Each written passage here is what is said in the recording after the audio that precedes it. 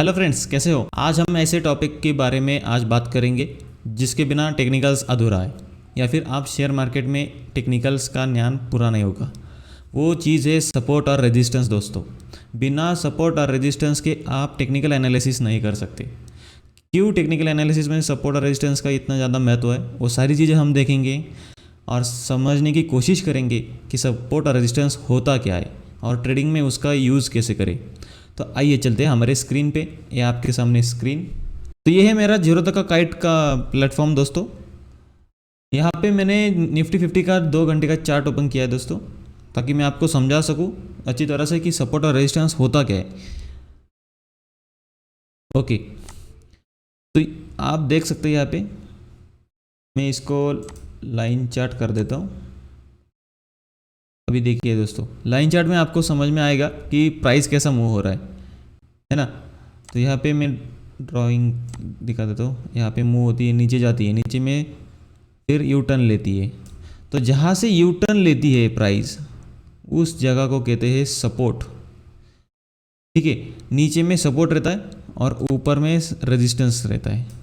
तो ये सपोर्ट और रेजिस्टेंस कहाँ से आया, वो सारी चीज़ें हम समझने की कोशिश करेंगे। ओके, अभी मैं फिर से कैंडल स्टिक कर देता हूँ दोस्तों यहाँ पे।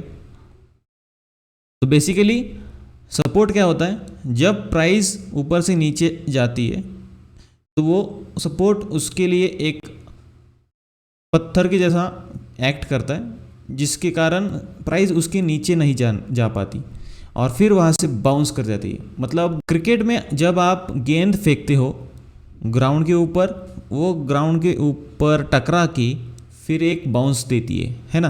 तो वैसा ही कुछ होता है चार्ट्स पर। जब प्राइस, मैं यहाँ पे आपको ड्रॉ करके दिखाता हूँ, जब प्राइस ऐसी नीचे गिरती है धड़ांग से, तो वो कहीं ना तो जाके रुकेगी, है ना। तो जहाँ पे रुकती है तो उसे कहते हैं सपोर्ट लेवल। यहाँ पे देख सकते हैं आप, ये है इसके लिए सपोर्ट लेवल। मैं अच्छा से ड्रॉ कर देता हूँ दोस्तों, लाइन डाल देता हूँ यहाँ पे। आप देख सकते हैं यहाँ पे, ये जो लेवल था ये है उसके लिए सपोर्ट का लेवल। मतलब क्या, जब प्राइस ऐसी नीचे आती है तो पिछले वाले लेवल पे, हिस्टोरिकल लेवल, मतलब कभी कई दिनों पहले, कई महीने पहले, कई या फिर कई साल पहले, या फिर कई कुछ दिनों या फिर कुछ घंटे, कुछ भी पकड़ सकते हैं। चार्ट पे जो भी सपोर्ट का लेवल होगा पहले, या फिर रेजिस्टेंस का लेवल होगा, वो उसके लिए सपोर्ट बन जाता है। और अभी देखेंगे रेजिस्टेंस क्या होता है ना दोस्तों। तो जब प्राइस नीचे से ऊपर जाती है ऐसे, अभी देखिए यहाँ पे सपोर्ट लिया, सपोर्ट लेने के बाद प्राइस ऊपर गई, ऊपर जाने के बाद वो फिर से टकरा के नीचे आती है। मतलब जब आप स्लैब के ऊपर गेंद फेंकते हो तो स्लैब को टक्कर देने के बाद वो गेंद फिर से नीचे आती है ना। तो वो स्लैब क्या बन जाता है, उसके लिए रेजिस्टेंस बन जाता है। रेजिस्टेंस मतलब क्या, कि गेंद उसके ऊपर नहीं जा सकती। वैसा ही कुछ होता है चार्ट्स में। जहाँ यहाँ पे देखिए, मैं एक ब्लू को लाइन डाल देता हूँ, ये रही लाइन। अभी देखिए, जब प्राइस यहाँ पे एक रेजिस्टेंस लिया था, वो लेवल चार्ट पे प्लॉट हो चुका था, इसलिए काफ़ी ट्रेडर्स को पता था कि वो एक रेजिस्टेंस लेवल है। मतलब प्राइस वहाँ पे जाके एक पुल बैक देती है। वैसा ही सिमिलर केस हुआ दोबारा।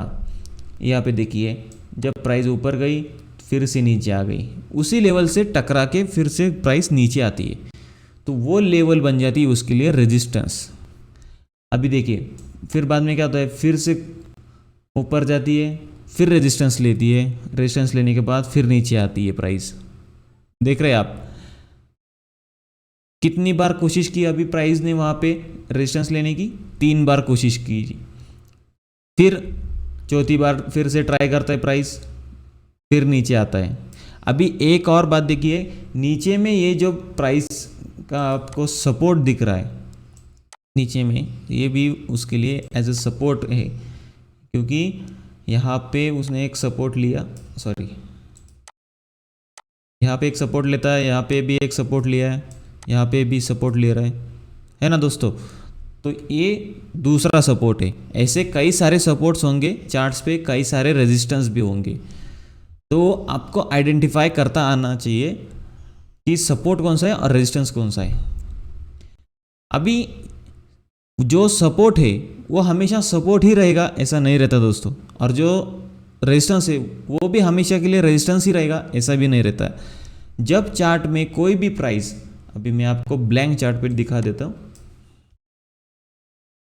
समझो ये रेजिस्टेंस लेवल है और ये है नीचे में उसकी सपोर्ट लेवल, ठीक है।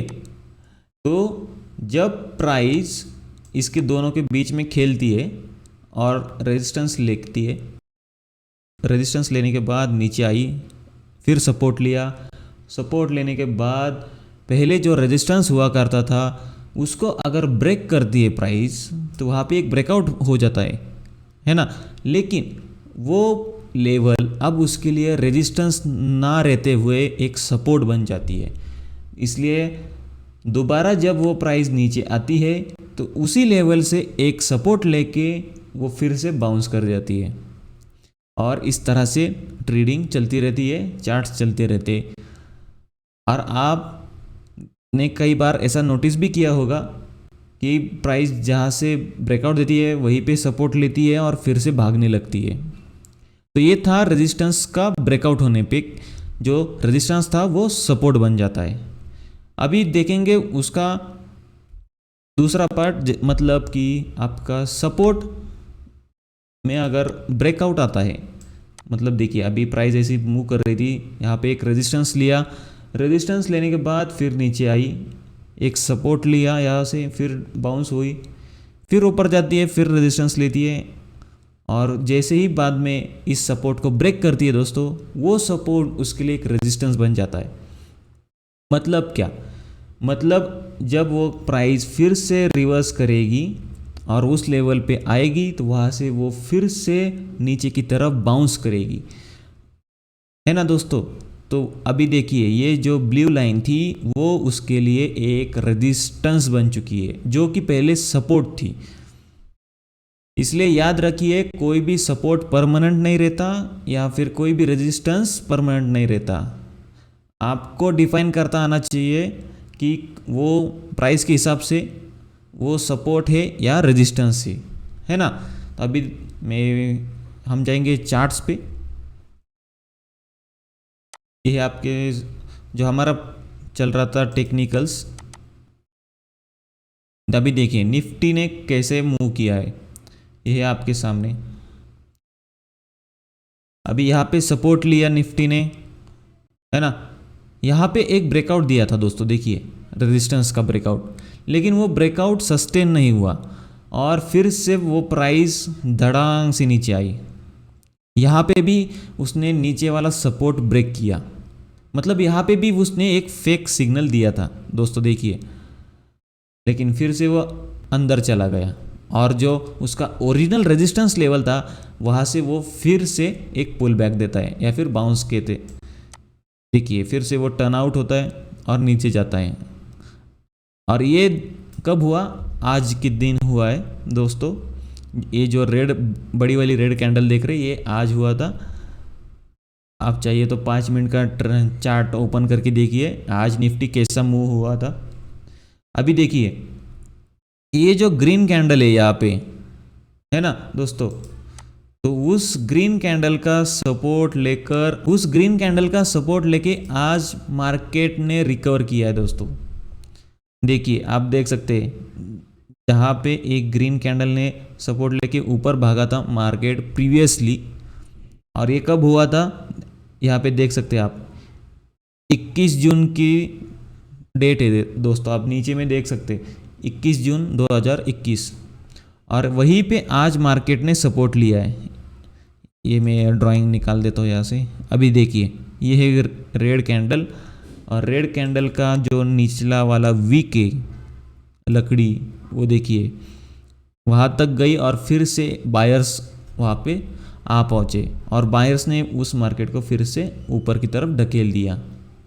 तो ऐसा काम करता है मार्केट में सपोर्ट और रेजिस्टेंस।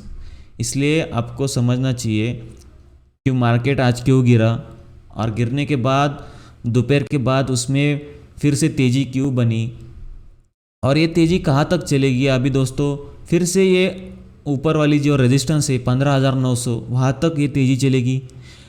और अगर उसके बाद फिर से मार्केट रिवर्स कर जाता है तो आपको पता ही है ये रेंज में है, आपको रेंज में कैसा ट्रेड करना है। लेकिन अगर वो 15,950 के ऊपर ब्रेकआउट देता है, क्लोजिंग देता है, और दूसरे दिन भी वो उसके ऊपर ओपन होता है, तब आपको देखना है दोस्तों कि उसमें बुलिश मतलब उसका जो रेजिस्टेंस लेवल था वो ब्रेक हो चुका है और उसके ऊपर अभी आपका निफ्टी भागने के लिए तैयार है। तो ये था सपोर्ट और रेजिस्टेंस। आशा करता हूँ ये आपको समझ आया होगा। यदि आपके मन में कोई डाउट्स है सपोर्ट और रेजिस्टेंस को लेके तो मुझे इस वीडियो के नीचे कमेंट करके बताइए आपको क्या क्या इश्यूज़ आ रही है समझने में। मैं फिर से आपके लिए एक और वीडियो बनाऊंगा यदि आपको ये समझ में नहीं आता है तो आशा करता हूँ ये वीडियो आपको पसंद आया हो दोस्तों। और यदि आपको एक स्टॉक पिक चाहिए तो आपको इस वीडियो को सब्सक्राइब कर लेना है दोस्तों, और इस वीडियो को लाइक और शेयर करना है ताकि मुझे मोटिवेशन मिले ऐसे और वीडियोस नए आपको एजुकेशनल वीडियोस आपके लिए बनाता रहूँगा और आपको ट्रेडिंग में ज़्यादा से ज़्यादा मुनाफा कैसे हो ये आप तक मैं पूरी डिटेल्स के साथ पहुँचाते रहूँगा। अगली वीडियो में फिर मिलेंगे दोस्तों और कुछ नया सीखने का कोशिश करेंगे। इसी के साथ मैं यहाँ पे ब्रेक लेता हूँ। तो thank you, bye bye and signing off दोस्तों।